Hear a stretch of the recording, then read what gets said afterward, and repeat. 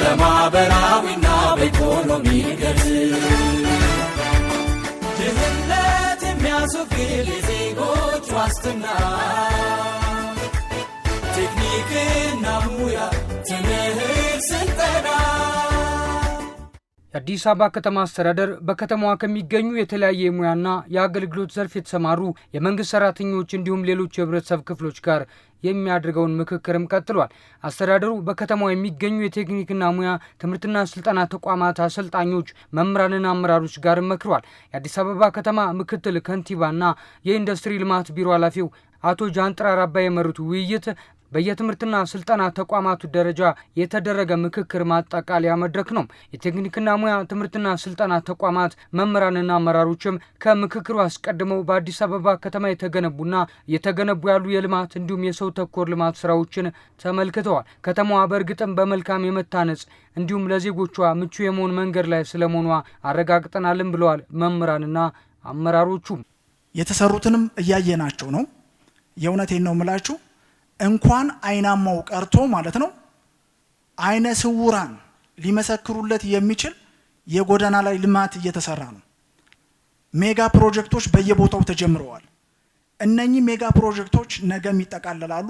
ወደፊትም ደግሞ ማለት ነው የታቀዱና ሊሰሩ የሚገባቸው እንዳሉ ነው እያየን ያለ ነው ማለት ነው። በ30 ቀን ካለ በ30 ቀን፣ በ6 ወር ካለ በ6 ወር ሰርቶ ማሳየቱን እንዴት መስራት እንደሚቻል እንዴትስ ማጠናቀቅ እንደሚቻል ለመጀመሪያ ደረጃ በሀገር ደረጃ ሲያሳይ በአይኔ አይቻለሁ። እነዚህ አሁን በየቦታው ያየናቸው ምናልባት 3-4 ነው ያየነው። 24/7 ነው ሁሉ ጊዜ የሚነገረው። 24/7 አይደለም የከተማ አስተዳደሩ እየሰራ ያለው 24/7/12 አመቱን ሙሉ ነው። አቶ ጥራቱ የኛ ቢሮ ኃላፊ ቀንም ሌሊትም የክብርት ከንቲባዋ እርሶም አቶ ጃንጥራር እንዲሁም ሌሎቻችሁ በዛ ልክ እየሰራ ያለን አካል እንዴት አድርገን ሰፖርት እናድርገው በሚል ነው ማውራት ያለብን በሚል ነው ያልተነሳ ብዬ ያነሳሁት።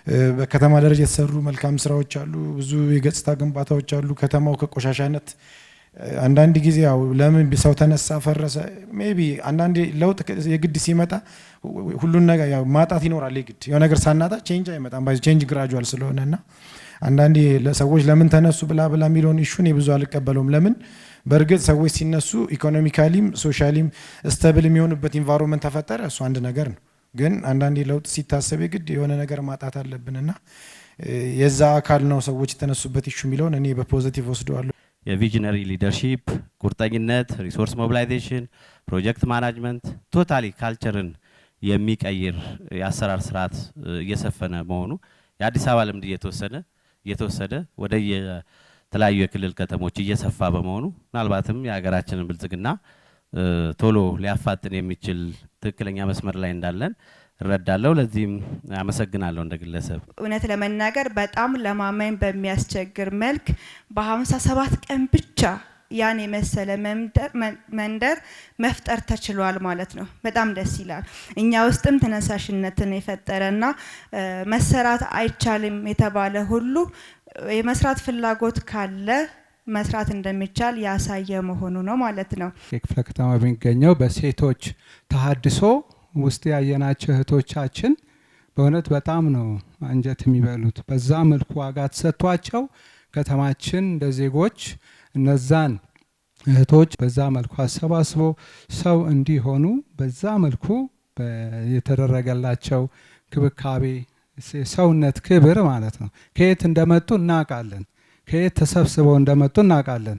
ማህበረሰባችን ለነዛ እህቶቻችን የሚሰጣቸውን ስያሞች እናውቃለን። ግን በተቃራኒ መንግስት እንደ ሀገር እንደ ወገን ታስበው በዛ መልኩ ትሪት መደረጋቸው በጣም ነው ያስደስተን። በቀጣይም እንግዲህ ከዛ ከወጡ በኋላ በዛ መልኩ ወደ ቀድሞ ህይወታቸው እንዳይመለሱ የከተማው አስተዳደር ተገቢ ድጋፍ አድርጎላቸው የተሻሉ ሰዎች እንደሚሆኑ ተስፋ አደርጋለሁ እና በዚህ አጋጣሚ ያው እንግዲህ ለዛም ውጤት ከተማችን በወይዘሮ አዳነች አቤቤ ያው ስለምትመራ ይመስለኛል የሴት እህቶቻችንን ታሪክ በተለይ ታሪክ ለመቀየር እየተደረገ ያለው አሁንም በድጋሚ ባሉበት ምስጋናችን እንዲደርሳቸው ከሁሉም የአዲስ አበባ ከተማ የቴክኒክና ሙያ ትምህርትና ስልጠና ተቋማት የተወጣጡት አሰልጣኞችና አመራሮችም በቴክኒክና ሙያ ትምህርትና ስልጠና ዘርፍ አሉ እንዲስተካከሉ እንሻለን ያሏቸውን ጥያቄዎችን አንስተዋል። በምክትል ከንቲባ ማዕረግ የአዲስ አበባ ከተማ የስራና ክህሎት ቢሮ ኃላፊው አቶ ጥራቱ በየነም ምላሽ ሰጥተውባቸዋል። ይሄ የቤት ኪራይ ድጎማ 300 ነበረ፣ ዘን 850 ሆነ፣ ዘን 3000 ሆነ። አንዳንድ ጊዜ ባይዘው በፊት የነበረው 300 ብር ትልቅ ቫልዩ አለው። ለምን ገንዘብ ታይም ቫልዩ አፌክት ያደርገዋል። የገንዘብን የመግዛት አቅም እኮ ጊዜ አፌክት ያደርገዋል። እናም በ3 ብር ሰዎች ተከራይቶ ይኖራሉ። አይ ቲንክ ሶ እንዳሰልጣኝ እጃችን ላይ 10 ሺህ ብር ደሞዝ ይዘን ይሄን ኑሮ እየገፋን ኢኮኖሚውንም ቢሆን ማለት ነው የዛሬ 4 ዓመት የነበረው የገበያ ዋጋና አሁን ላይ ያለው የገበያ ዋጋ እናንተም የምታውቁት ነው።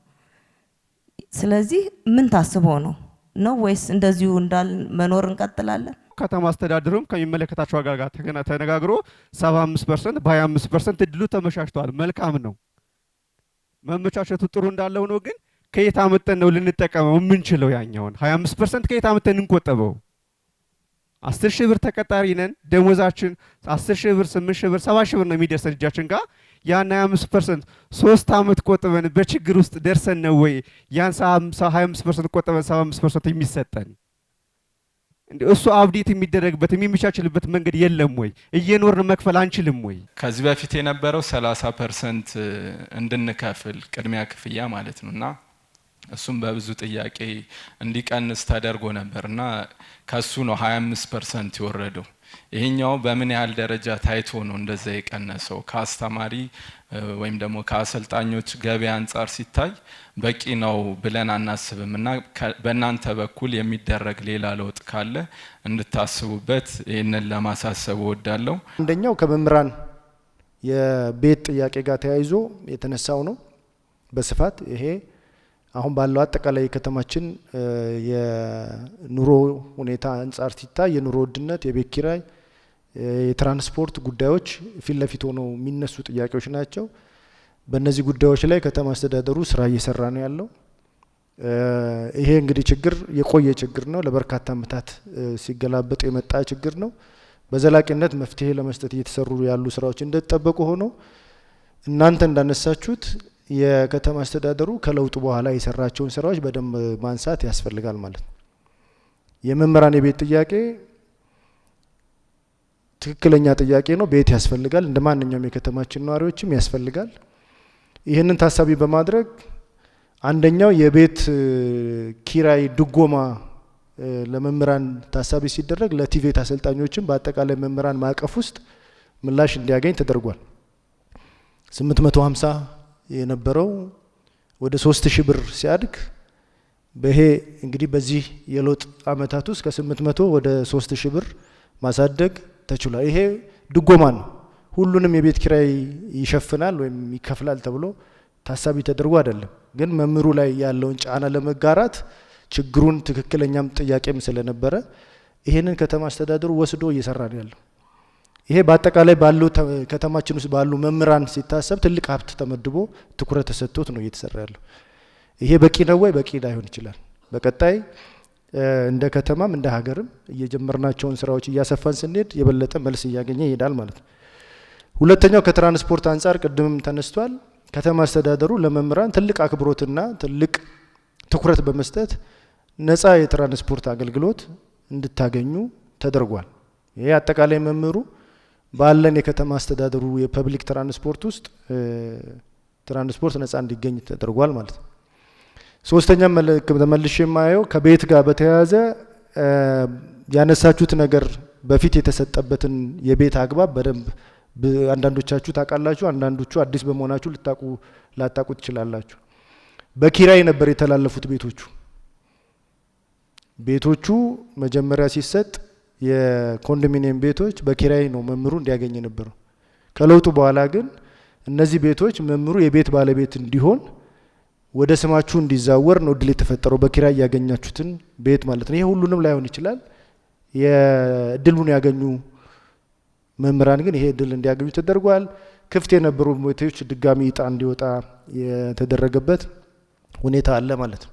በሌሎች ከተማ ውስጥ በሚደረጉ የልማት ስራዎች በሙሉ ይሄ መምህር ታሳቢ ተደርጎ እንደ ከተማ ነዋሪም እየተሰራ ነው ያለው። የከተማ መስተዳድሩ በርካታ የትምህርት እድሎችን እየሰጠ ነው። እስከ ፒኤችዲ ያው እድሉን አግኝተን የተማርንም አለን በከተማ መስተዳድሩ። አዘ ሴም ታይም ደግሞ አሁንም ስልጠና ላይ ትምህርት ላይ ያሉ ፒኤችዲ ላይ ከ10 በላይ የሚደርሱ አሰልጣኞች ግን የማትጊያ ስርዓት አልተዘጋጀለትም። ለምሳሌ እኔ በመንግስት ስርዓት ውስጥ ነው ስፖንሰር ሆኜ የተማርኩት። ከትምህርት ቆይቼ ስመጣ የነበርኩ 4 አመት በፊት የነበርኩበት ደሞዝ ላይ ነው መልሶ የተቀመጥኩት ማለት ነው። የቲቬት ህጋው በጎን አለ፣ ሲቪል ሰርቪስ ህጉ አለ። እኛ ከየትኛው ወገነን እሱ ገና ወደፊት ክሊር ይሆናል። ለምን በፊት ቲቬት አንድ ጊዜ ኤጀንሲ ነው፣ አንዴ ስራና ክህሎት ነው። በየጊዜው ፋላሲዎች አሉ። ኢቭን ስቴብል ሆኖ ያልቀጠለ ተቋም ነውና በቀጣይ ከጤና መድን ዋስትና አንጻር ከህክምና ፋሲሊቲ አንጻር አሰልጣኙ ወደፊት የመምህራን ሆስፒታል ሊገነባ ነው። እሱ መልካም ነገር እንዳለ ሆኖ ኢቭን አንቲል እስከዛ ድረስ ሜቢ የተለያዩ አደጋዎች ቢፈጠሩ ኦር ለተለያዩ ኢቭን ሃዛርድ ሰው ሰራተኛ አሰልጣኙ ቢጋለጥ በምን ፕሮቴክት እናደርገዋለን? የጤና መድን ዋስትና ተጠቃሚ ያልሆነበት ምክንያት ምንድነው የሚለውን ብታብራሩልኝ ከመድረክ ደስ ይለኛል። አንደኛ የትምህርት ማሻሻያዎች አሉ። በተለያየ ጊዜ የትምህርት ማሻሻያዎች ይደረጋሉ። ተመልሶ ሲመጣ ግን ባለበት እርከን ላይ ሊቀመጥ ይችላል። እሱ እንዴት ነው የሚታየው? ደረጃ እድገት ላይ ብዙ ጊዜ እናነሳለን ከየኮሌጆቻችን ጋር። አንድ ሰው ማደግ የሚችለው በዲግሪ ሌቭል በ2 አመቱ ነው የመጀመሪያ ሲሆን ሲቀጥል 3 አመት 4 አመት 5 አመት እየሆነ ይቀጥላል። በየ3 አመቱ ይቀጥላል። የስራ ልምድ አድሮ ቫልዩ በሚኖራት ሀገር የስራ ልምድ አድሮ የሚቀንስበት ነው እየሆነብን ያለ ነው። ከሰኔ 30 በኋላ ሰልጣኞች በሙሉ ስልጠናቸውን ጨርሰው ሲኦሲ ከተመዘኑ በኋላ ወደ እረፍት ቀጥታ እንወጣ ነበር። አሁን ላይ ግን ከኮቪድ ወደዚህ እንደዛ አይነት ነገር የለም። እረፍት የሚባለው ነገር በአጠቃላይ ቀርቷል ማለት እንችላለን እና እሱን ነገር ቢታሰብበት እንላለን። እዛው ተቋሚ ላይ በኤክስቴንሽን ፕሮግራም ማስተማር አልፈልግም። ምክንያት በደሞዝ ስኬል ነው ታክስን የምከፍለው። ከውጭ የሚመጣው ግን 2% ታክስ ከፍሎ ነው የትርፍ ሰዓት የስራ ሰዓቶች እድል የሚጠቀመው ኦፖርቹኒቲ የሚጠቀመው። ውጭ ስንሄድ ደግሞ ስራና ክህሎት ከመንግስት ተቋም መጥተው የሚያስተምሩ መምህራንን መረጃም በጣም አስጨናቂ ነገሮች አሉ፣ የሆነ የማይጣጣም ማለት ነው። ስለዚህ ይሄ መልስ ይፈልጋል ክሊርሊ። ለምን እኛ ባለንበት ተቋም ላይ ተረጋግተን መስራት እንዳንችል የታክስ ሲስተሙ አልፈቀደልንም። ጥቅማ ጥቅምን በተመለከተ በጥቅሉ እንደ ቴክኒክና ሙያ ኮሌጅ ያነሳችኋቸው ከአመት ረፍት ጋር ከሴፍቲ ጋር እንደዚሁም ከታክስ ጋር የተያያዙ ጥያቄዎች በነበሩን በፊትም እንደ ተቋምም እንደ ከተማም በነበሩ መድረኮች የተነሱ በመሆናቸው ከጀመርነው የሪፎርም ስራ ጋር አንዱ መልስ የሚፈልግ ብለን አሁን መመሪያ እያዘጋጀን ነው የምንገኘው ማለት ነው። አዋጅ አዘጋጅተናል። ከአዋጁ ቀጥሎ የሚወጡ ደንቦችና መመሪያዎች ይህንን ጥያቄ ሊመልስ በሚችል መንገድ ጥናት እየተደረገ ነው ያለው። ጥናቱ ሲጠናቀቅ በከተማው ካቢኔ እና በቢሮ ጸድቆ ወደ ተግባር በሚገባበት ጊዜ እነዚህ ጥያቄዎች መልስ የሚያገኙ ይሆናል ማለት ነው። ስለዚህ ጥያቄውን እንደ ጥያቄ ይዘናቸው እየሰራንበት ነው ያለው። በእርግጠኝነት አንዳንዶቹ ፈጠን ባለ መንገድ ምላሽ የሚያገኙ ናቸው። ለምሳሌ የክረምት የረፍት ጊዜያችሁን በተመለከተ ያነሳችሁት አለ፣ መልስ ይፈልጋል። ከኮቪድ በኋላ ሁሉም አሰልጣኝ ስራ ላይ የሚቆይበት ሁኔታ ነው ያለው። የክረምት ስልጠናዎችን ታሳቢ ያደረገ ክረምት ላይ የሚኖሩ ስልጠናዎችን ታሳቢ ያደረገ የተወሰነ መምህር ስልጠና ላይ የሚቆይበት ስልጠና ደግሞ የማይሰጠው ደግሞ የረፍት የሚወጣበት የአሰራር ስርዓት ይፈልጋል። ይህ አሰራር ስርዓት እየተጠና ነው ያለው ማለት ነው። ከማታ ትምህርትና ቅዳሜና እሁድ ትምህርት ጋር አያይዛችሁ ያነሳችሁት አለ የታክስ ይህም እንደዚሁ ምላሽ የሚፈልግ ነው። ምላሽ የሚሰጥበት ይሆናል። ሴፍቲን በተመለከተ የለም አይደለም ያለው፣ ግን በተሟላ መንገድ ተግባራዊ እየተደረገ አይደለም። የሚጎድሉ የሴፍቲ ማቴሪያሎች አሉ። ከኢንሹራንስ ጋር ተያይዞ የተነሱ ጉዳዮች አሉ። ምን ሰራው ወርክሾፕ ውስጥ ነው፣ ለአደጋ ተጋላጭ ነን። ስለዚህ እነዚህ ጉዳዮች ይታዩ ተብሎ የተነሱትን በደንብ ወስደን በህግና በአሰራር ምላሽ እንዲያገኙ ከከተማ አስተዳደሩ ጋር እየሰራን እንዳለን ብትይዙት ጥሩ ነው ብዬ ነው። አንድ ዲፓርትመንት ላይ መማር የፈለገ የአባዶ ተማሪ አባዶ ላይ የሚኖር ሰው ኮንስትራክሽን ልማር ብሎ ዊንጌት ድረስ ሄዶ ሊማር ነው ወይ? ይሄ ሰልጣኙ ካለበት የምንኖረውን ኑሮ እናውቀዋለን። ስለዚህ የትራንስፖርት ሸፍኖ ከአባዶ ዊንጌት ድረስ ሄዶ እንዴት ብሎ ነው የሚማረው? ምን አይነት ጥናት ተሰርቶ ነው እነዚህን ነገሮች በሙሉ እንዴት አድርጎ ኮምፐንሴት ያደርጋል ተብሎ ታስቦ ነው አሁን ይሄ ዞኒንግ ኤንድ ዲፈረንሺዬሽን የተቀመጠው። ምክንያቱም አሁን 80% ከ12ኛ ክፍል የሚወጣው ተማሪ ወደ ቲቬት እንዲገባ ነው አይደለ የያዝነው ስትራቴጂ። ስለዚህ 80% ወጥቶ አንድ ዲፓርትመንት የሚመርጠው ሰው አንድ ኮሌጅ ውስጥ ሊሄድና ሊማር ነው ማለት ነው። ያለንስ ካፓሲቲ ያንን ያደርግልናል ወይ? ዞኒንግ አሁን እንደዚህ ፈልገን ከቤት የምናመጣቸው ተማሪዎች በግድ የሚጠየቁ ተማሪዎች እንዴት ነው ዞኒንግ ውስጥ ከቃቂ ተነስተው ዊንጌት ሄደው ሊማሩ የሚችሉት? እንዴት ነው የታሰበው ይሄ? እሺ የመምሩ ይሁን መምሩ ያው ጊዜም ደክሞ ነው ብዙ ነገሮች እየለፋ ነው ሁሉ ጊዜም ቢሆን ማለት ነው። ከየትም ሂድ ቢባል ለደሞዙ ለስራው ሲል ሊሄድ ይችላል። ግን ተማሪዎች እንዴት ነው ከዛ ተነስተው በየትኛው ሞራላቸው ነው? የምናቃቸው ተማሪዎች እኮ ነው ያሉት። ስለዚህ እነሱ እንዴት ታይቶ ነው ዞኒንግ በደንብ ሊሰራበት አይገባም ወይ? የሰልጣኞችን ምደባን በተመለከተ የተነሳው ጉዳይ አሁን ባለው የሪፎርም ስራ ኮሌጆቻችን ሪፎርም እያደረግን እንዳለን ታውቃላችሁ። ከዚህ አንፃር አንዱ ምን መልሰው ሪፎርሙ የትምህርት ጥራትን ማረጋገጥ፣ የስልጠና ጥራትን ማረጋገጥ፣ ጥራት ያለው ስልጠና በኮሌጆች መሰጠት አለበት። ለዚህ ከተቋም አመራር ጀምሮ በየደረጃው ያለውን አካል በአግባቡ ስራውን እንዲወጣ የሚያደርግ የሚያስችል ምቹ የትምህርት እና የስልጠና አካባቢ መፍጠር ነው። ሁለተኛው በአሰልጣኞች ላይ የሰራን ያለነው ስራ የአቅም ግንባታ ስራ ነው። ሶስተኛው ሰልጣኞች ደግሞ ጥራት ያለው ስልጠና አግኝተው ብቃት ያላቸው እንዲሆኑ ማድረግ ነው። ከዚህ አንፃር ይሄን የተሟላ ማዕቀፍ ተግባራዊ ለማድረግ ኮሌጆቻችን በአካባቢያቸው ባለ ጸጋ ወይም ዞኒንግ እና ዲፈረንሺዬሽን በመንለው ስልጠናቸውን እንዲሰጡ ማድረግ የስልጠና ጥራትን ሊያሻሽል እንደሚችል ከፌደራል ስራና ክህሎት ሚኒስቴርም በተጠናው እኛም እንደ ከተማ አስተዳደር ባደረግነው ጥናት አንዳንዶቻችሁም በዚህ ጥናት ውስጥ የተሳተፋችሁበት ኮሌጆች አላችሁ። በዚህ መሰረት ዞኒንግ እና ዲፈረንሺዬሽንን ወይም የአካባቢን ጸጋን ማዕከል አድርጎ ኮሌጆች ስልጠናቸውን እንዲሰጡ ማድረግ የሚያስችል ሁኔታ መፍጠር ነው። ይሄንን ተግባራዊ ስናደርግ የአካባቢ ጸጋ የሚለው ምንድነው የሚለው እናንተን ትንሽ ግልጽነት ለመፍጠር በስድስቱ የፖሊቴክኒክ ኮሌጆች ክላስተር ተደርጓል። አጠቃላይ ኮሌጆቻችን 14ቱ ኮሌጆች በስድስት ፖሊቴክኒክ ኮሌጆቹ ክላስተር ተደርገዋል። ስለዚህ ዞኒንግ ምንለው ወይም የአካባቢ ጸጋ ምንለው በእነዚህ ስድስት የፖሊቴክኒክ ኮሌጆች ክላስተር ያደርጋል ማለት ነው።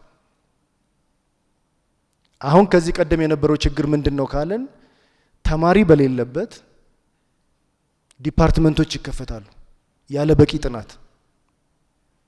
ዲፓርትመንት ሲከፈት አሰልጣኝ ይቀጠራል፣ በጀት ይመደባል፣ ማሽነሪዎች ይገዛሉ። ከአንድ ወቅት ስልጠና ባለፈ ለተከታታይ አመታት ተማሪ ተቀብለው ወይም ሰልጣኝ ተቀብለው ማሰልጠን ባለመቻላቸው ኮሌጆቻችን ሰፋ ያለ አሰልጣኝ ስልጠና ሳይሰጥ በየዲፓርትመንቱ ይገኛል። ለዚህ ከተማ አስተዳደሩ የሚመድበው በጀት አለ፣ የመደበው የገዛው ማሽነሪዎች አሉ። እነዚህ ያለ ስራ ቁጭ ብለዋል። በብዙዎቻችሁ ኮሌጆች ላይ ይሄንን በተግባር አይተናል። ሁለተኛ ሁሉም ኮሌጅ ላይ ተመሳሳይ በአንድ ወቅት ዲፓርትመንት በእኩል ደረጃ ወጥ ሆኖ እየተከፈተ ስፔሻላይዝድ አድርገው የአካባቢውን ጸጋ ታሳቢ አድርገው ያልተከፈቱ በመሆኑ የስልጠና ጥራት ላይም የራሱ የሆነ አሉታዊ አስተዋጽኦ ተጽዕኖ ፈጥሯል። በየክላስተሩ በአካባቢያቸው ጸጋ በደንብ ቢደራጁ ግን ሪሶርስ ለመመደብም አሰልጣኞች አቅም ለመገንባትም የስልጠና ጥራት ለማረጋገጥም በዛ ዘርፍ ሴንተር ኦፍ ኤክሰለንስ ሆኖ ለመውጣትም የሚያስችል የድጋፍ ማዕቀፍም ተግባራዊ ለማድረግ የሚያስችል ሁኔታ አልተፈጠረም። አሁን ባለን አሰስመንት አንዳንድ ኮሌጆች ላይ ካለው አሰልጣኝ ቁጥር ያነሰ ተማሪ ያለበታል። እናንተም እንደምታውቁት 300 400 አሰልጣኝ ያለው ኮሌጅ 120 160 150 ሰልጣኝ በአመት ይዞ የሚያሰለጥንበት አለ። ስለዚህ ይሄንን ማስተካከል ያስፈልጋል። ዞኒንግ የሚለው አንዱ ይሄ ነው ማለት ነው ምላሽ የሚሰጠው። ይሄ ተግባራዊ ሲደረግ ምንድነው የታሰበው? አንደኛ በክላስተሩ በስድስቱ ክላስተር ውስጥ ቢያንስ አንደኛው ኮሌጅ ላይ አንዱ ዲፓርትመንት ይኖራል። በየኮሌጆቹ ያለን አሁን ወደ ዩኒቨርሲቲ የማይገባ ወይም የዩኒቨርሲቲ መግቢያ ውጤት ያላገኘ 12ኛ ክፍል የጨረሰ ተማሪን በሙሉ ኮሌጆቻችን የመሸከም አቅም አለው፣ የአዲስ አበባን ተማሪዎች ማለት ነው። አሁን ባለን ወደ 30 ሺህ የሚሆን ተማሪ ነው ያለን። ኮሌጆቻችን ከዚህ በላይ የመቀበል አቅም አላቸው። አንዱ ክፍተት ህብረተሰብ ውስጥ በዚህ በቴክኒክና ሙያ ኮሌጅ በክህሎት ላይ ያለው የግንዛቤ ማነስ ነው ያላችሁ ትክክል ነው። ይሄንን በስፋት እየሰራን ነው። እናንተም በጋራ በየአካባቢው ያሉ ሃይ ስኩሎች ጋር ትምህርት ተቋማት ጋር አብሮ መስራት ያስፈልጋል። ምደባውን በተመለከተ የተማሪ በቴክኖሎጂ ለማድረግ እየሰራን ያለነው ኢስኩል የምዝገባ ስርዓት ቀለል ባለ መንገድ ተማሪው በመረጠው ሙያ በመረጠው ኮሌጅ ውስጥ ተመዝግቦ መማር እንዲችል የሚያስችል ስራ ነው እየተሰራ ያለው። አንዳንድ ጊዜ አሁን አሰልጣኙ ያለበት የትምህርት ስታተስና ተቋማት ማች እያደረጉ አይደለም። ለምን ብዙ ሰው እየተማረ አቅሙን እያሳደገ ነው። ሶ ኮሌጆች ወደ ዩኒቨርሲቲ የሚያድጉበት ኢንቫይሮንመንትስ ልክ እንደ ዞኒንግ ማለት ነው ምን ታስበው ለሚለውን ለመጠየቅ ወዳለው። ከ15ቱም ፖሊቴክኒክ ኮሌጆችና ምርታማነት 4ቱ ብቻ ናቸው ጥራት፣ ሌሎቹ በሂደት ላይ ነው ያሉት። እነዚህ ደግሞ እንዴት አድርገን እነሱን ሰፖርት አድርገን ዊዝን 3 ወር ቃል በቃል ነው የምናገረው፣ ዊዝን 3 ወር ሁሉም በኳሊቲ ሰርቲፋይድ እንዲሆኑ እንዴት እናርጋቸው፣ እንዴት ተጋግዘን ወደዚህ እንምጣ። አቶ ጥራቱ ትልቅ አሳይመንት ነው። አሁን ባለው ውስን ኮሌጆች ላይ ተማሪ የመብዛት ሁኔታ አለ። አንዳንዶቹ ጋር ደግሞ አነስተኛ ቁጥር ያለው አለ። ይሄን ልንቀይር የምንችለው ኮሌጆቻችንን አቅም በማሳደግ ነው። የኮሌጆቻችንን የስልጠና ጥራት አቅም በማሳደግ ነው። ጀነራሉን ጌትን መርጦ ሌሎቹ ኮሌጆች ላይ የማይሄድበትን ምክንያት የኮሌጆቹን የመማር ማስተማር የማሰልጠን አቅም በማሳደግ ነው። ይሄን እየሰራንበት ነው። በተለይ አይሶ ሰርቲፋይ እንድትሆኑ የተጀመረው ስራ ተጠናክሮ ይቀጥላል። በአሁኑ ሰዓት ኮሌጆቻችን ኢንተርናሽናሊ ተቀባይነት ባለው የጥራት ደረጃን እያሟሉ ይገኛሉ። በዚህ አመት ሁላችሁም ወደዚህ ደረጃ ቅድም እንደተባለው ለመምጣት ትልቅ ሚና የእናንተም ድርሻ ይኖርበታል ማለት ነው። እኛን ቀድሞ ያሉ ቴክኒክና ሙያ የጀመሩ ሀገራቶች አሉ። ስለዚህ ከነሱ ብዙ ተመክሮች አሁንም መቅሰም እንችላለን። ድሮም ከነሱ ነው የቀሰምናቸውና አሰልጣኞችን ከማብቃት አንጻር እነሱን ወደ ውጪ ልከን ኦር እኛን ማለት ነው የበቁ አሰልጣኞች አሉ ወደ ውጪ ልኮ እውቀትን የሚቀስሙበት አጋጣሚ ቢፈጠር። ጤናው ሴክተር እየተቸገረበት ያለው የሕክምና መሳሪያዎች በጠቅላላ የሚጠግንልን ሜንቴን የሚያደርግልን እንቸገራለን ይላል። ቲቬት እያለ እንዴት ይቸገራሉ? የኛ ኤሌክትሮ ቴክኖሎጂ ዲፓርትመንት እያለ እንዴት ይቸገራሉ? እነሱን ማብቃት ካስፈለገ ወደ ውጪ ልኮ ማሰልጠን ያስፈልጋል። ማብቃት ውጭም ለምንድን ነው ይሄን ያህል ቬግ የሚሆነው?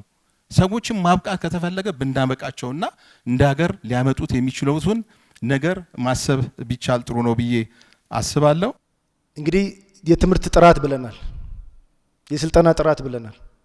ይሄን ለማረጋገጥ የመጀመሪያው ጉዳይ ጥራት ያለው የበቃ አሰልጣኝ ያስፈልጋል። እዚህ የውይይታችን መነሻ ሎጎ እሱ ነው። የበቃ አሰልጣኝ ክህሎት የጨበጠ ወጣት ለሀገር ብልጽግና ነው የሚለው። ስለዚህ የመጀመሪያው ጉዳይ አሰልጣኙን የማብቃት ስራ በስፋት መሰራት አለበት። እየሰራን ያለነው ከፒኤችዲ ጀምሮ በየደረጃው የትምህርት እድሎችን በማመቻቸት እንደ ከተማ አስተዳደር የተጀመሩ ስራዎች አሉ። ይሄ ተጠናክሮ ይቀጥላል። በአጫጭር ስልጠና የአሰልጣኙን አቅም ለማሳደግ የተጀመሩ ስራዎች አሉ። በፕሮጀክት ቤዝድ ስልጠናዎች ይሄ የበለጠ ተጠናክሮ ይቀጥላል። ለዚህ ከተማ አስተዳደሩ በጀት መድቦ የእናንተን አቅም ለማሳደግ ትኩረት ሰጥቶ እየሰራ ነው ያለው። በእናንተ ደረጃ ደግሞ እነዚህን ስልጠናዎች ካገኛችሁ በኋላ ምዘና ማድረግ አስገዳጅ ነው። እንደምታውቁት በፖሊሲም ደረጃ የተቀመጠ ነው። ከምዘና ስርዓቱ ጋር በተገናኘ አሁንም የምዘና ስርዓቱ ላይ ባይዘዌ ለመመዘን የሚመጡ ሰዎች ሬሌቫንት አይደሉም ከሙያው ጋር። ኢቭን ኤረር አለው ጥያቄ እኮ ስንላቸው እኮ ፕሩቭ ማድረግ የማይችል መዛኝ ነው እኛን እየመዘነን ያለው። በዚህ መልኩ ከኔ ያነሰ ሰው እኔን መዝኖኝ እንዴት እበቃለሁ? እሱ ሌላ ጥያቄ ነው። ያው ወንድሞችን በቀጣይ ይመዘኑ የሚል ትንሽ ኢንፍሉዌንስ የሚያደርግ ነገርም ስለመጣ እዚያ ኤሪያ ላይ ምን ያህል ሬሌቫንት የሆነ መዛኝ ብቁ የሆነ መዛኝ አሰልጣኞችን ይመዝናል? እሱም በደንብ ቢፈተሽ። እንደውም የሚገርማችሁ ሙስናው በደንብ እያደገ መጥቷል። አሁን እስከ 30 ሺህ ብር ለሲኦሲ ለኤግዚት ኤግዛም እስከ 60 ሺህ ብር የሚጠየቅበት ጊዜ ላይ ደርሰናል። አይ ቴል ዩ ዘ ትሩዝ ማለት ነው። የፐብሊክ ሰርቪስ እና ሰው ሀብት ልማት ፕላን ልማት ፕላስ ስራ አመራር ኢንስቲትዩት በጋራ ሆነው ሰርቲፋይድ የሆኑ መዛኞች በየተቋሙ መላክ ቢችሉ፣ አንዳንዱ ምዘና ያልገባው ኬፒአይ ያልገባው ሊመዝን ይመጣል። ያልገባው ቃል በቃል ነው የምናገረው። ምዘና ኢስኖት ቀላል ነገር አይደለም። የሚወዳደሩት 15 ተቋማት ናቸው። 14 ኮሌጆች ፕላስ ምርታማነት። ይሄንን ለመመዘን የሚችል ሰው ሰርቲፋይድ መሆን አለበት። ከምዘና ጋር ተያይዞ የተነሱ ጉዳዮች የአሰልጣኙ ብቃት ያለው መሆኑን ተመዝኖ መረጋገጥ አለበት። የምዘና ቱሎች ተዘጋጅተዋል። በዚህ ምዘና ያለፋችሁ አላችሁ። በምዘናው ደግሞ ተጨማሪ የስልጠና መውሰድ የሚገባቸው አሰልጣኞች እንዳሉ ታይቷል። ይሄንን የመጀመሪያው ሁላችንም በግልጽ የጋራ አቋም ይዘን አሰልጣኙ መብቃት አለበት፣ መመዘን አለበት፣ ጥራት ያለው ስልጠና መስጠት አለበት የሚለውን መተማመን ያስፈልጋል። አሰልጣኝ ካልበቃ የሚያሰለጥነውም ተማሪ በዛው ልክ ስለሚሆን ማለት ነው። ሁለተኛው ሰልጣኞችን ማብቃት ነው። ተመዝነው መብቃት ምዘናው ማለፍ ካልቻሉ የጥራት ጉዳይ ጥያቄ ውስጥ ይገባል ማለት ነው። አሁን ባለው ደረጃ የትምህርት ጥራታችንን የምንለካው ተማሪዎቻችን በሲኦሲ ተመዝነው የሚያገኙት ውጤት ነው። ይሄን ስናየው አሁን ያለው የጥራት ደረጃ በቂ አይደለም። ምዘናውን የማያልፉ ሰልጣኞች ቁጥር ትንሽ አይደለም። ስለዚህ እዚህ ላይ ትኩረት ሰጥተን ጥራትን ማረጋገጥ አለብን። በምዘና ተቋሙ ላይ ያነሳችሁትን ጉዳይ በሚዛኑ እናየዋለን። ችግር የለበትም፣ ብልሹ አሰራር የለም፣ በመዛኞች መካከል ያቅም ክፍተት የለም የሚል መነሻ ሀሳብ የለኝም። እንደ ከተማ አስተዳደር የሲኦሲ ማዕከልን አጠቃላይ ተቋማዊ ሪፎርም ውስጥ እንዲገባ ከተማ አስተዳደሩ የሪፎርም ከያዛቸው ተቋማት አንዱ ነው። ከአመራር ጀምሮ በየደረጃው ይሄንን ሊመሩ የሚያስችል የአመራር ምደባና ከዚሁ ጋር ተያይዞ ሊሰሩ የሚችሉ እስከ ቅርንጫፍ ድረስ ስራዎች ተጀምረዋል። የብልሹ አሰራር ላይ እርምጃ በተገኘባቸው ልክ እርምጃዎች እየተወሰዱ ነው ያሉት። መዛኙ ሁሉ ግን ሌባ ነው፣ መዛኙ ሁሉ ሙሰኛ ነው፣ መዛኙ ሁሉ አቅም የለውም የሚል መደምደሚያ ግን መያዝ የለበትም። አንዳንድ መዛኞች ከኢንዱስትሪ ውስጥ የሚመጡ በመሆናቸው ማለት በተግባር በስራ ውስጥ ያሉ እንደናንተው ያሉ ለመዛኝነት ብቁ የሆኑ ሰዎች ተመልምለው ነው የሚመጡት። በዚህ ውስጥ የስነ ምግባር ችግር ያለባቸውን ለመፍታት የተጀመረው ስራ ሪፎርም ተጠናክሮ ይቀጥላል። ስለዚህ በጥቅሉ ኮሌጆቻችንን በላቀ ደረጃ ለመጠቀም የሚያስችል የጋራ መግባባት መፍጠር ይኖርብናል፣ ሁላችንም ማለት ተባብረን ማለት ነው። ይሄ ሲሆን ቅድም የሚነሱ ጥያቄዎች አንድ ላይ መልስ ያገኛሉ። ኮሌጆቻችን እና ማሰልጠኛ ማዕከሎቻችን በሙሉ አቅማቸውና በሚፈለገው ጥራት ደረጃ ደግሞ እየሰሩ ነው ወይ ካልን ቀሪ ስራዎች አሉ። እናንተም እኛም በጋራ ሆነን መስራት የሚገባብ አንደኛው ሰውን ቀርጻለን ብለናል። በስብዕና ሀገሩን የሚወድ ስራን የሚወድ ሙያን ሳይንቅ የሚሰራ ደከመኝ ሰለቸኝ ሳይል ራሱንም ሀገሩንም ለመለወጥ የሚችል ዜጋ በመቅረጽ በኩል እየሰራን ያለነው ስራ በቂ ነው ወይ ከተባለ ቀሪ ስራዎች አሉት። ዛሬም እየፈተነን ያለው እናንተም እንደምታውቁት ሙያን በልኩ አክብሮ ሰልጥኖ ወደ ስራ ለመግባት የሚፈልግ ወጣት ቁጥር አነስተኛ ነው። የስራ ባህላችን ደካማ ነው። ሰው አየኝ አላየኝ ብሎ የሚሰራ የጥራት ደረጃን ጠብቆ በግንባታም ይሁን በተሰማራበት የሙያ መስክ ጥራትን ማዕከል አድርጎ የሚሰራ ሙያተኛ፣ መሸ ሰዓት ደረሰ ብሎ ሰዓቱን ሳያይ ለውጤት የሚሰራ ሰው በመቅረጽ በኩል ደግሞ ሰፊ ስራ ይጠበቅብን። ለዚህ የእናንተ የመምህራን ሚና አይተኬ ነው። ከወላጅ ከቤተሰብ ቀጥሎ ብዙውን ጊዜ የሚያሳልፈው እናንተ ማሰልጠኛ ማዕከል ውስጥ ነው፣ ትምህርት ተቋማት ማዕከል ውስጥ ነው። እኔ ምን ድርሻዬን ተወጥቻለሁ የሚለው ማየት ይጠበቅብናል ማለት ነው። እናንተ እጅ ላይ የመጣ አሰልጣኝ ከመጣበት ቀን ጀምሮ የሚቆይባቸውን የትምህርት የስልጠና ቆይታ ጊዜዎችን ውጤታማ በሆነ መንገድ ሰልጥኖ ሙያ ይዞ ስነ ምግባር ይዞ ሀገሩን የሚወድ ዜጋ ሆኖ እንዲወጣ በማድረግ በኩል ትልቅ ኃላፊነት አለብን ማለት ነው። በዚህ ደረጃ ኮሌጆቻችን ያላቸውን ዝግጁነት፣ አሰልጣኞቻችን ያላቸውን ዝግጁነት በደንብ ማየት ይኖርብናል። የምንገነባው የጋራ ሀገራችንን መንግስት ሀብት ቢመድብ በጀት ቢመድብ ደሞዝ ቢከፍል እናንተ አሰልጣኞች በዚህ ልክ ለሀገር ነው እየሰራ ያለሁት የበለጠ ከኔ ምን ይጠበቃል የሚለውን በደንብ ሁሉም ሰው ወስዶ ከሚከፈለው ደሞዝና ከሚደረግለት ድጋፍ ወይም ጥቅማ ጥቅም ባለፈ በሀገር ፍቅር ስሜት ሀገርን በጋራ መገንባት ይጠበቅብናል ማለት ነው። ሁለተኛው በየኮሌጆቻችን ያለው ሀብት በአግባቡ እየተጠቀምን ነው ወይ? እቺ ሀገር ደሃ ወይም ደግሞ በኢኮኖሚ ደረጃ በዝቅተኛ ደረጃ የምትገኝ ሀገር ናት። ያላት ጸጋ ግን ትንሽ አይደለም። በተፈጥሮ ሀብትም በሰው ኃይልም በሌሎች ሀብቶችም በእውቀትም ያለን ኢትዮጵያ ትልቅ ሀገር ናት። ትልቅ ሀብት ትልቅ ተስፋ ያላት ሀገር ናት። በዛ ልክ እየተጠቀምን ነው ወይ?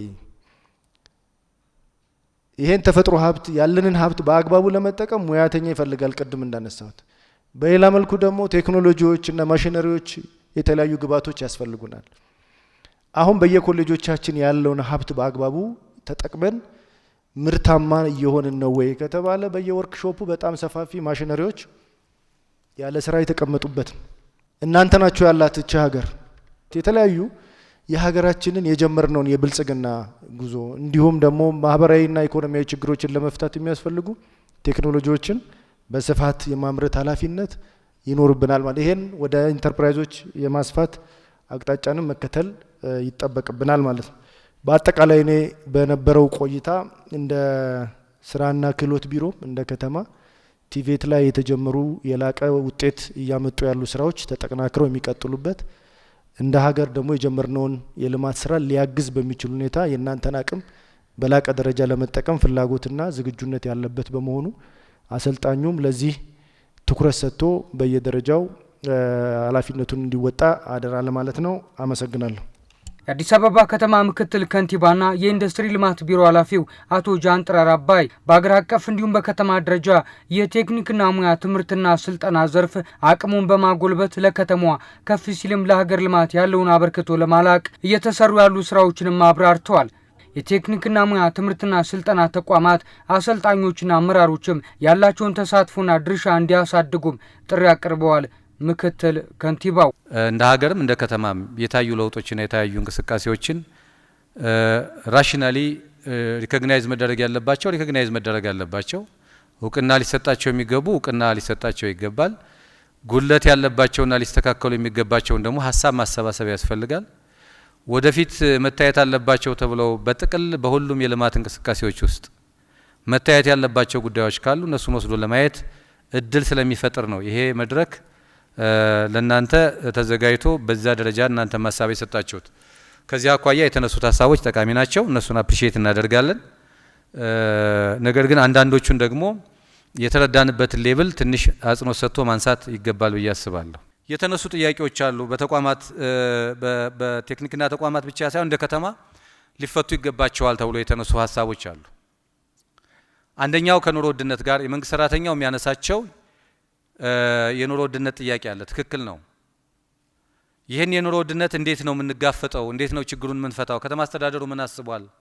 የሚሉ ጥያቄዎች እዚህ ብቻ አይደለም። የመምህራን ውይይት፣ የቴክኒክና ሙያ ብቻ አይደለም፣ የጤና የመምህራን ውይይት ላይ ሀሳቦች ይነሳሉ። ትክክል ነው። መንግስት ሰራተኛው ከሚከፈለው ደሞዝ አኳያ ወስደን ስናይ ከገበያው ጋር ካለው ጋር ተወስዶ ሲታይ ይሄ ጥያቄ የከተማ አስተዳደራችን አጀንዳ ነው። እንዴት ነው ምንፈታው የሚሉትን የተለያዩ አማራጮችም እየሞከርን ነው ያለን። በተለያዩ አማራጮች ውስጥ ደግሞ የቴክኒክና ሙያ አሰልጣኞችም መምህራንም የዚሁ አካል ተደርገው ነው የሚወሰዱት። የተገለለ አዲስ አበባ በተለይ ካላት አቅም ቢቻል ሁሉንም ካልሆነ ደግሞ ቢያንስ ቅድሚያ ሊሰጥ የሚገባውን ቅድሚያ ከመስጠት አንጻር መሰረታዊ ችግር ያለባት ከተማ አይደለችም። የኑሮ ውድነቱን ለመጋፈጥ እንዴት ነው የምናደርገው? አዲስ አበባ ላይ የምንሞክራቸው ትንንሽም ነገሮች መኖራቸው አልቀረም፣ ግን ደግሞ የሁሉንም ችግር የሚፈቱ ላይሆኑ ይችላሉ። ከአቅም አኳያ ካለን ፖቴንሻል አኳያ ግን ትልቁን ድጎማ አዲስ አበባ ከተማ አስተዳደር ከንግዱ ማህበረሰብ ሰብስባ ለድጎማ ታውላለች። ይሄ ድጎማ ገንዘብ ለተማሪዎች ምገባ፣ ለምገባ ማዕከላት፣ ለፐብሊክ ትራንስፖርት፣ ለጤና፣ በትምህርቱ ሴክተር በብዙ መንገድ የሚገለጹ የድጎማ ስራዎችን ታከናውናለች። እጅግ በጣም ሰፊ ሀብት ነው በዚህ ላይ ኢንቨስት የሚደረገው። የንግዱ ማህበረሰብ እናወያያለን፣ ታክስ እንሰበስባለን። ያንን ታክስ አግኝተን ነው፣ ከሌላ እርዳታ የሚመነጭ ሀብት የለም። ያንን ሀብት ነው መልሰን እንደገና በድጎማ መልክም በተለይ የኑሮ መደጎሚያ መምህራንን አሰልጣኞችን ጨምሮ ስራ ላይ እያዋልን ያለ ነው። ያ ብቻ አይደለም፣ በዘላቂነት ጥቅም እናውለው ካልን ደግሞ ትልልቅ ፕሮጀክቶችን ተግባራዊ ማድረግ አለብን። የምንሰበስበውን ሀብት 71%ን ለካፒታል በጀት እናውለው ስንል በሂደት በዘላቂነት ተጠቃሚነትን ለማረጋገጥ ያስችላል የሚል ነው እንጂ ዝም ብሎ ሀብት የማከፋፈል ወይም ድህነትን የማከፋፈል ጉዳይ መሆን የለበትም። ለጊዜው ምን ደግመው በተወሰነ ደረጃ ድጎማ እናድርግ፣ ግን በዘላቂነት ደግሞ ትልልቅ መሰረተ ልማቶችን ብናለማ ዘላቂ የሆነ ልማትን እናረጋግጣለን የሚል ፐርስፔክቲቭ ያለው የዴቨሎፕመንት ኢንተርቬንሽን ነው የከተማ እያከናወነ ያለው። የተማሪዎች ምገባ አይ ዶንት ኖ እንግዲህ ከ1 ሚሊዮን በላይ ተማሪዎችን ዩኒፎርም የሚያቀርብ ከተማ ኒርሊ ወደ 900 ሺህ የሚጠጋ ተማሪን በቀን 2 ጊዜ የሚመግብ ከተማ አልፎ አልፎ የሚታዩ መጠነኛ ጉድለቶች ትልቁን ፒክቸር ሊያጠፉ የሚችሉበት ሁኔታ የለም። ከምንም በላይ ይህን ያህል ተማሪ ማለት የአንድ ሀገር ህዝብ የመመገብ ያክል ተደርጎ ነው መወሰድ ያለበት። የአንዳንድ ሀገሮችን ቁጥር ያክላል ይሄ የተማሪ ቁጥር። 900 ሺህ ተማሪ ማለት ኢትስ ኖት ሲምፕል። ለዚህ 2 ሚል በቀን ማቅረብ ቀላል አይደለም። ይሄ ከተማ አስተዳደሩ ምናልባት እነዚህ 900 ሺህ በመንግስት ትምህርት ቤት እየተማሩ ያሉ ዝቅተኛ ገቢ ያላቸው የህብረተሰብ ክፍሎች ለልጆቻቸው ምሳ ማቅረብ የሚቸግራቸው እነሱ ናቸው ፔይኑን የሚረዱት። የተማሪዎችን አቅም በትምህርት ላይ ያላቸውን የካፓሲቲ ሊጎዳ የሚችል በምግብ እጥረት ምክንያት የሚወድቁ ህፃናትን ከመታደግ በላይ የሚያስደስት ትልቅ ነገር የለም። ይሄ ኤክስፒሪየንስ በዓለም ላይ እውቅና የተሰጠው ኤክስፒሪየንስ ነው። ይሄ ኤክስፒሪየንስ ትልቆች ሀገሮች ጭምር ተግባራዊ ሊደረግ ይገባል ብለው የሚያምኑት ነው። ብዙዎቹ ወይም ደግሞ አልፎ አልፎ አንዳንዶቹ ሊኮንኑት በሚገባ መንገድ የሚገለጻል። ይሄ ትልቅ ኢንቨስትመንት ነው። በነገራችን ላይ ትውልድ ላይ የመስራት ጉዳይ ስለሆነ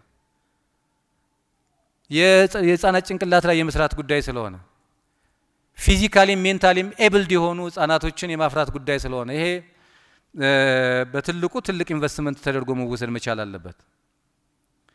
እዚሁ ጋር ተያይዞ የኢሲዲንም ወስደን ብናይ አዲስ አበባ ውስጥ ከ330 ሺህ በላይ ህፃናትና ነፍሰ ጡር እናቶች፣ ወላጆች ወይም አጥቢ እናቶች አሉ። የነዚህን ችግር መፍታት አለብን ተብሎ የአዲስ አበባ ከተማ አስተዳደር የኤርሊ ቻይልድሁድ ዴቨሎፕመንት ፕሮግራም ዲዛይን አድርጎ ላለፉት 3 ዓመታትና 4 ዓመታት ተግባራዊ መደረግ ጀምሯል። ልጆች የሚያድጉት እኛ በተለመደው እድገታችን አይነት የትምህርት አቀባበል ስርዓትን ብቻ መሆን የለበትም። ለርኒንግ ስሩ ፕሌይንግ ነው መሆን ያለበት። በየአካባቢው ኢሲዲ ያስፈልገናል፣ በየአካባቢው የህፃናት ማቆያ ያስፈልገናል ሲባል ያነሳቸዋቸውን ጥያቄዎች በአጠቃላይ ሊመልስ የሚችል ፋክት ነው። በልጆች ላይ የሚደረግ ኢንቨስትመንት ነው። ይህንን ተግባራዊ በማድረግ ቀዳሚ አገር በመሆን አዲስ አበባ በተለይ ቀዳሚ ኤክስፒሪየንስ ያላት ከተማ በመሆን ወደ ሌሎች ከተሞች፣ ወደ ሌሎች ክልሎች፣ ወደ ሌሎች ሀገሮችም እየሰፋ ያለ ፕሮጀክት ነው። ይሄ ፋይዳውን በጣም በርቀት ነው ልናገኘው የምንችለው። አሁን ላይ የምናውለው ኢንቨስትመንት የምናውለው ሀብት በልጆቻችን ላይ የሚውል ስለሆነ ትልቅ ውጤት እንዳለው መውሰድ ይገባል ብዬ አስባለሁ። ከዚህ አኳያ ኑሮ ውድነትን አንዱ የቤት ችግር ጋር ያነሳችሁትን በሚመለከት የመጀመሪያው ከተማ አስተዳደሩ ካለው አቅም አኳያ እውቅና መስጠት ያስፈልጋል። እውቅና ስንሰጥ ደግሞ ለትክክለኛው ባለቤት መስጠት ያስፈልጋል ብዬ አምናለሁ። እኛ እንደው እውቅና ስጡና አይነት ለማለት ፈልጌ አይደለም ይሄን ማነሳው። የ5000 የተነሳበትን መንገድ ለከሌ ብለን እኛ ለሰው ልናከፋፍለው አይደለም። እኛ ይህን ጥያቄ የምናነሳው የመምህራን ጥያቄ 5000 ቤት በክራይ የነበረውን 2014 ላይ እኛ ያለንበት ካቢኔ ውሳኔ ያሳለፈበት መሆኑን መውሰድ ያስፈልጋል። ለግለሰቦቹ ይተላለፍላቸው ብለን የወሰንነው እኛ ነን። ይሄ ካቢኔ ነው ያለውበት ካቢኔ ነው ይህን ውሳኔ የወሰነው እና የከተማ አስተዳደሩ በክብርት ከንቲባ አቅራቢነት የተወሰነ ውሳኔ ነው። ይህንን በዚህ ጊዜ እያሉ ማዛባትም ተገቢ አይመስለኝም፣ ጥሩም ስላልሆነ። ሁለተኛ ይሄ ቀላል አይደለም። በነገራችን ላይ አዲስ አበባ ከተማ ምናልባት እንትን ብላችሁ ብትገነዘቡት 139 ሺህ የሚሆኑ ቤቶችን ያለ መሰረተ ልማት ተዘርግቶ የነበረ ኮንዶሚኒየም ትልቅ ጫና የነበረበትን ከተማ ከ50 እና 60 ቢሊዮን በላይ እዳ ተሸክሞ የነበረ ከተማ ቤቶቹን እስከ ቅርብ ጊዜ ድረስ ነው ከመንግስት ትሬጀሪ እያወጣን ያጠናቀቅናቸው። አሁን ያጠናቀቅናቸው ኢቭን የመሰረተ ልማት ብቻ አይደለም አራብሳ ሄዳችሁ ማየት ትችላላችሁ። ትልቁን የፍሳሽ ማጣሪያ ጣቢያ የገነባ ነው አሁን ነው። የፍሳሽ ማጣሪያ ጣቢያ አብረው እንኳን ተያይዞ የተሰራላቸው ቤቶች አልነበሩ።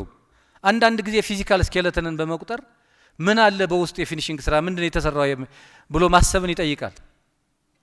ያንን ዕዳ ከጎን እየከፈል ቤቶቹን የመሰረተ ልማት ተቧልቶላቸው እንዲያልቁ ለማድረግ የዋለው ኢንቨስትመንት የዋልነውን ሀብት እኛ ውስጥ ላይ ሆነን ይህንን አመራር እየሰጠን ያለን ሰዎች ነን የምንገነዘበው።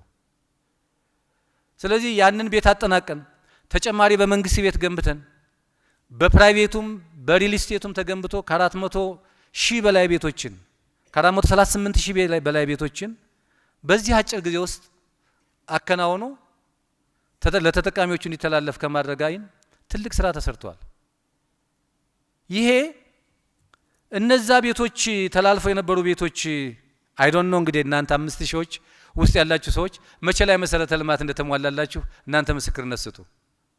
አይ ዶንት ኖ አሁን እኔ ይሄንን ማለት አልችልም። ምክንያቱም እኛ ምን ያክል እንደፈተነን ስለምናቅ ማለት ነው። ድጎማዎች ስናደርግ ከ200,000 በላይ መንግስት ሰራተኛ ያለበት ከተማ ነው የከተማ የቴክኒክና ሙያን የመምህራንን የጤናን የጸጥታ መዋቅሩን የፐብሊክ ሰርቫንቱን በአጠቃላይ ወስደን ስናየው ይሄ ሁሉ ሰው ጥያቄ አለው። ነዋሪውን ደግሞ ወስደን በመናይበት ጊዜ ከ7 እስከ 10 ሚሊዮን የሚገመት ህዝብ የሚኖርባት ከተማ ናት እቺ ከተማ። ምናልባት ይሄ የሴንሰሱን ወስደን ስናየው በቁጥር ደረጃ ፎርካስት የተደረገው ሊያንስ ይችላል 5.6 ሚሊዮን ሊሆን ይችላል። ነገር ግን አሁን ባለው ነባራዊ ሁኔታ ትልቅ ህዝብ የሚኖርባት ከተማ እየሆነች ነው ያለችው እቺ ከተማ። በዚያው ልክ መሰረተ ልማቱ ከፍተኛ ጫና አለ። ነገር ግን ከተማ አስተዳደሩ የመምህራን ጫና መቀነስ አለብን ሲባል ይህንንም 2014 ነው ከ850 ብር ወደ 3000 ድጎማ የኑሮ መደጎሚያ ያስፈልጋል መምህር ብለን የወሰነው ይሄው ካቢኔ ነው። አሁን ያለው ካቢኔ ነው። በቂ ላይሆን ይችላል፣ ግን ካለን እንዴት አድርገን ነው የምናግዘው የሚል እይታ በመያዝ ነው። የቤት ልማት ፕሮግራም የመንግስት ሰራተኛ በሚጠቀምበት የህግ ማዕቀፍ ብቻ እናየውም። ከዚያ ሻለ ባለ መንገድ ማየት አለብን። ቅድሚያ የመምህራን ጥያቄን እንፍታ ብለን ወደ ውይይት ስንገባ የጤናም ጥያቄ አለ፣ የመንግስት ሰራተኛውም ጥያቄ አለ። ስለዚህ ቢያንስ የቅድሚያ እየሰጠን እያደራጀን መገንባት የሚችሉ ሰዎች ካሉ እድል እንስጥ። ያ ማለት ጫፍ እስከ ጫፍ ያለውን ሰው ቤት ገንብቶ ማድረስ አይቻልም።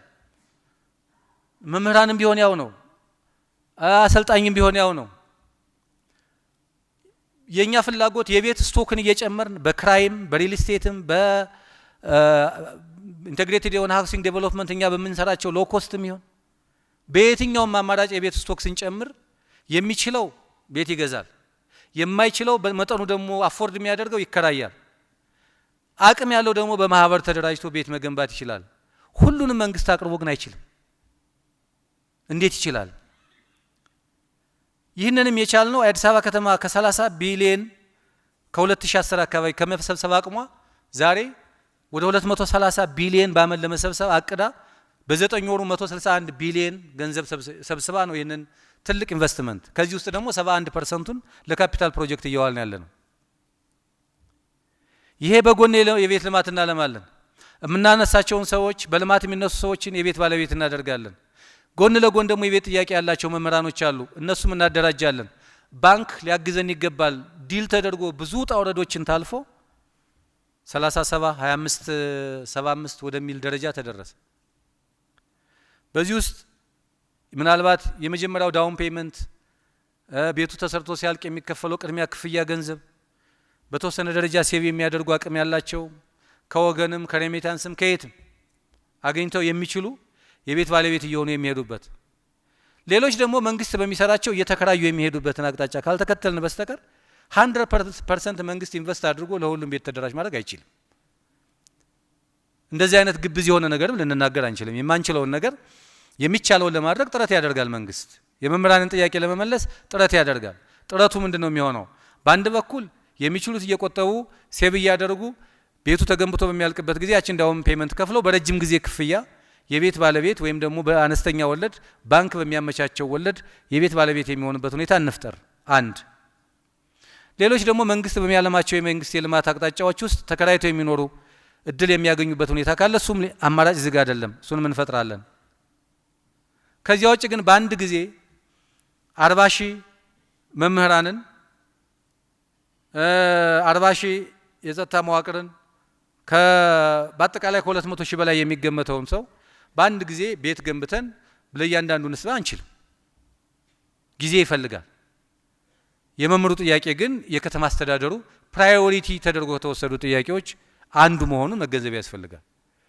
አቅም እስካለን ድረስ ሁኔታዎች እስከፈቀዱልን ድረስ የማናልፋቸው የማንፈታቸው ችግሮች የሉም የሚል እምነት አለን። ፈንድ ማፈላለግ የመሳሰሉትን ይሄ ነው። ማህበራት አላችሁ፣ ሌሎች አማራጮችን ተጠቅማችሁ እናንተ መሰብሰብ ትችላላችሁ። ከተማ አስተዳደሩ የለማ መሬት የባንክ ጋር ዲል አድርጎ ባንክ እኮ እኛን ጋራንት አድርጎ ነው የሚያበድረው እንጂ እናንተን ጋራንት አድርጎ ብቻ አይደለም። ለዚህ ነው እኮ የከተማ አስተዳደሩ ይህን ብድርም ወስዶ መሬትም አመቻችቶ መሰረተ ልማት አሟልቶ ተደራጅታችሁ ስትመጡ ቤት ይቀርባል። የምትቆዩ ከሆነ ደግሞ ሰርተን ስናቀርብ በተወሰነ ደረጃ በክራይ ከሚቀርበው እናንተም የድሉ ተቋዳጅ ትሆናላችሁ። ከዚያ ውጭ ግን ለእያንዳንዱ ፐርሄድ ቤት ገንብተን እዚህ ውስጥ ስለ ዲዛይን ኢሹ አንስታችኋል፣ ስቱዲዮ አንስታችኋል፣ የቤት ኮስት ጋር አንስታችኋል። ከተማ አስተዳደራችን በተቻለ መጠን የማህበራት ቤትም ሲገነቡ ጥብቅ ዲሲፕሊን ባለው ክትትል ነው የሚመራው። ሎው ኮስት እንዲሆን ይፈልጋል። ሎው ኮስት የሚሆንበት አማራጭ ካለ ለግዠሪየስ የሆኑ ቤቶችን ገንብተን አፎርዴብል ያልሆነ ቤት አቅርበን ተጠቃሚ የሌለው እንዲሁ ዝም ብለን የምናቆመው ቤት ሊኖረን አይችልም። ከዚህ አኳያ በቅርብ ብንሳተፍ አብረን ብንሰራ ማህበራቶች የምትሉት ወደ ቤት ልማቱ በምንገባበት ጊዜ እድሉ አለ፣ ሰፊ እድል አለ። እየተወያየን እየተነጋገርን ችግሮችን እየፈታን የምንሄድበት ሰፊ መንገድ አለ። ለዚህ ቤቱ ክፍት መሆኑን መገንዘብ ያስፈልጋል። እነዚህም በየ ከቴክኒክና ሙያ ተቋማት ሚና አኳያ እና ከምዘና ጋር ያነሳችኋቸው በጣም ትልቅ ኮንሰርን ነው። በነገራችን ላይ ምዘና ላይ የተነሳውን በሚመለከት እኛም የምዘና ተቋሙን ሪፎርም እያደረግን ነው ያለነው። መስተካከል መሻሻል ያለባቸው ጉዳዮች አሉ። ይሄ ብቻ አይደለም። ተቋሙ የበለጠ በሰው ኃይልም በአሰራርም በቴክኖሎጂም መደራጀት እንዳለበት እናምናለን። የእናንተን ኮንሰርን ወስደን መስራት መቻል እንዳለብን እንገነዘባለን። ነገር ግን የቴክኒክና ሙያ ተቋማት በግል አሰልጣኞች ካላቸው ችግር አኳያ፣ መምህራን ካላቸው ችግር አኳያ በተቋማዊ አደረጃጀት ከሚስተዋሉ ከሚነሱ ጥያቄዎች ባሻገር እነዚህ ጥያቄዎች አይመለሱ እያልን አይደለም። መመለስ ያለባቸው ጉዳዮች ደረጃ በደረጃ እየተመለሱ መሄድ አለባቸው። ያነሳቸዋቸውን ጥያቄዎች ይዘናቸዋል። አንዳንዶቹ ስኮፓቸውንና የመንግስትን ሚናና የከተማ አስተዳደሩን እየሰራ ያለውን ስራ እንድትገነዘቧቸው ከማንሳት አኳያ ነው ያነሳቸዋቸው። ነገር ግን ቴክኒክና ሙያ ተቋማት ለኛ ለዚህ ሀገር የኢኮኖሚ ግንባታ አይተኪ ምክንያት አላቸው፣ ሚና አላቸው፣ ውጤት አላቸው ስንል ይሄ ለመናገር ወይም ደግሞ ለፕሮፓጋንዳ አይደለም፣ ፋክት ስለሆነ ነው። ይሄ የትኛውም ኢንቨስትመንት ላይ ሄዳችሁ ቼክ ብታደርጉ፣ የትኛውም አይነት የኢንተርፕራይዝ ላይ ቼክ ብታደርጉ የቴክኒክና ሙያ እጅ የሌለበት የለም። በአንድም ይሁን በሌላ ምክንያት የቴክኒክና ሙያ ተቋማት ድጋፍ የሌለበት የለም። በተለይ ዝቅተኛ ኢኮኖሚ ባለው ሀገር ላይ የኢኮኖሚ ግንባታ ውስጥ ትልቅ ሚና ያለው የቴክኒክና ሙያ ተቋማት ናቸው። አሁን ለተፈጠሩ ኢንተርፕራይዞች አሁን ኢንዱስትሪያሊስቱ ነው ማሽን ለሚያንቀሳቅሱ ባለሙያዎች፣ አሁን ጋርመንት ላይ ላሉ ባለሙያዎች እዚህ ያላችሁት አሰልጣኞች ሚና ከፍተኛ ነው። በዚያ ውስጥ 100-300 ሰው ስራ እድል ተፈጥሮ ስናይ እንዴት አድርገን የቴክኒክና ሙያን ሚና እናቀላለን? ትልቅ እውቅና የምንሰጥበት ዋናው ምክንያት ለኢኮኖሚ ካላችሁ ግንባታ ሚና አንጻር ራሳችሁን ዝቅ አድርጋችሁ የምታዩበት ሁኔታ የለም። ትልቅና ግዙፍ ኢንቨስትመንት ነው በሰው ላይ እየፈጠራችሁ ያላችሁት። በኢኮኖሚ ግንባታ ላይ አዎንታዊ ሚና ያላችሁ ተቋማት መሪዎችና የተቋማት አሰልጣኞች ናቸው። ይሄ ግን ዘላቂ ሊሆን የሚችለው አሁን ባለንበት የውድድር ዓለም ውስጥ ተወዳዳሪ ሆኖ መዝለቅ ሲቻል ነው። ብቃት ያላቸው ስኪል ያላቸው ወጣቶችን ማፍራት ሲቻል ነው። ለምሳሌ ያጋጥመናል ብዙ ጊዜ ኢንዱስትሪው ለምን ይሄን ያህል ሰው አትቀጥርም ስንለው የሰለጠነ የሰው ኃይል ገበያ ላይ የለም ይላል። 1000 ሰው ፈልጋለሁ ይላል። 1000 ሰው በዚህ ዘርፍ አሰልጥኑልኝ ይላል። በዛ ዘርፍ የሰለጠነ ሰው አይደለም ይባላል። እንዴት ነው ይሄንን ጋፕ የምናስታርቀው የሚል ሁሉ ጊዜ ጥያቄ እናነሳለን። ስለዚህ ቴክኒክና ሙያ ተቋሞቻችን ሪፎርም ማድረግ አለባቸው። ዞኒንግ ላይ ዲፈረንሺዬሽን ላይ መስራት አለባቸው። ብቃት ያላቸው ባለሙያዎች ማፍራት አለባቸው። ስኪልድ የሆኑ እጃቸው የተፍታታ ሊያመርቱ የሚችሉ የሚናገሩ ብቻ ሳይሆን የሚሰሩ እውቀትን ከሙያ ጋር ያዛመዱ ወጣቶች ሴቶች ያስፈልጓታል ይች ሀገር። ከዚህ አኳያ በቀጣይም ትልቅ ትኩረት የተሰጠው ተቋም ተደርጎ መወሰድ መቻል አለበትና በዚህ ላይ ያላችሁ ሚናን አቅላችሁ ሳታዩ ብቃት ያላቸውን ወጣቶች ለማፍራት የሚያስችል ቁመና መላበስ፣ ራስን ማብቃት፣ ለዚያ ዝግጁ መሆን ያስፈልጋል። ከዚህ አንፃር የትኛውም ሪፎርም ቢመጣ በየትኛውም መንገድ የማይበገር ግን ደግሞ ለማሰልጠንም ለመሰልጠንም የተዘጋጀና ብቃት ያለው ባለሙያ በመሆን ለዚህ ሀገር የኢኮኖሚ ግንባታ፣ ለዚህ ሀገር የሰላም ግንባታ ያነሳችኋቸው የሰላም ጉዳይን አያይዘን ማንሳት እንችላለን። ሰላም አዲስ አበባ ላይ ትክክል ነው። አንጻራዊ በሆነ መንገድ የተሻለ ሰላም ያለበት ከተማ አዲስ አበባ ነው። ጥሩ ከተማ ነው። ሰላም እንዲሰፍን ግን የሁሉም ሚና አለ። እናንተ ሚና አለ፣ የማህበረሰቡ ሚና አለ፣ የጸጥታ መዋቅሩ አለ፣ የአመራሩ ሚና አለ፣ የህብረተሰቡ ሚና አለ። ይሄ በሁሉም አካባቢ እንዲሰፋ እየተደረገ ነው ያለው። መንግስት ስራውን ለመምራት ሰላም ያስፈልጋል። በየአካባቢው እየተከናወኑ ያሉ ስራዎች አሁን ተስፋ ለመሰነቅ የሚያስችሉ ትልልቅ እድሎች እየተፈጠሩ ናቸው ያሉት። አሁን ለዚህ ነው እግር ከመትከል ወደ መንሰራራት የሚያስችል ቁመና እየተፈጠረ ነው እዚህ ሀገር ላይ። ይሄ በየአካባቢው ያለውን ግጭት፣ በየአካባቢው ያለውን ተራ የሆነ ሌብነትና ስርቆት፣ ከአገልግሎት ጋር ተያይዞ የሚስተዋሉ ህጸጾችን፣ ጉድለቶችን መንግስት ለማረም ቁርጠኛ ነው። ይህን ቁርጠኝነት በተግባር እያረጋገጡ ከመሄድ አንጻር ሁላችንም ምን ኃላፊነት ያለብን፣ ቴክኒክና ሙያ ተቋማትም ኃላፊነት አለባችሁ፣ አመራሩ ኃላፊነት አለበት፣ በየደረጃው ያለ ሲቪል ሰርቪስ ኃላፊነት አለበት። ከዚህ አንጻር በአገልግሎት ብቻ አይደለም ተሳትፏችሁ፣ በኮሪደር ዴቨሎፕመንቱም ትልቅ ሚና አላችሁ። እውቅና ከመስጠት አንጻርም በፕሮሞሽን ላይ ያለውንም ጉዳይ በሚመለከት አንደኛ ራሳችሁን ፕሮሞት ማድረግ መቻል አለባችሁ። ራሳችሁን ፕሮሞት ለማድረግ ከመንግስት መጠበቅም ግድ ተደርጎ የሚወሰድ አይደለም። በእርግጥ ከተማ አስተዳደሩ ቅርብ ጊዜ በመናደርጋቸው ስራዎች ሁሉ ይሄ ጉዳይ የሆነ አጀንዳ ሲነሳ ቴክኒክና ሙያ ተቋማት ለምን አያመርቱልንም የሚል ጥያቄ የከተማ አስተዳደሩ አስተባባሪ ኮሚቴ ጭምር አጀንዳ ነው። መጀመሪያ ሪፈርም እናደርገው እናንተን ነው። አሁን የሆነ ሀሳብ ሲመጣ ተቋሞቻችን ያመርታሉ አያመርቱም የሚል ጥያቄ ነው የምናነሳው። አያመርቱም ሲባል ነው ገበያ እጃችን እንደገና ወደ ገበያ ውስጥ የምናደርገው። ስለዚህ እነዚህ ተቋማት በውስጥ አደረጃጀታቸውም በቴክኖሎጂ አቅማቸውም ኢኩዊፕድ ማድረግ ከቻልን፣ በዛ ደረጃ የተሟሉ ተቋማት መሆን ከቻሉ፣ እናንተም ለዛ ዝግጁ እስከሆናችሁ ድረስ እናንተ ያነሳችኋቸው ጥያቄዎች ደረጃ በደረጃ ይፈታሉ። የማይፈታ ችግር የለም። የአዲስ አበባ ከተማ አስተዳደር ደግሞ ከተቋማቶቹ ጋር በቅርበት ለመስራት ጥያቄዎችን ለመፍታት የሚያስችል ቁመና አለው። በዚያ ልክ አንደርስታንዲንጉ እንዲኖር ለማለት ነው። እጅግ በጣም አመሰግናለሁ። ቴክኒክና ሙያ ስልጠና ትምህርት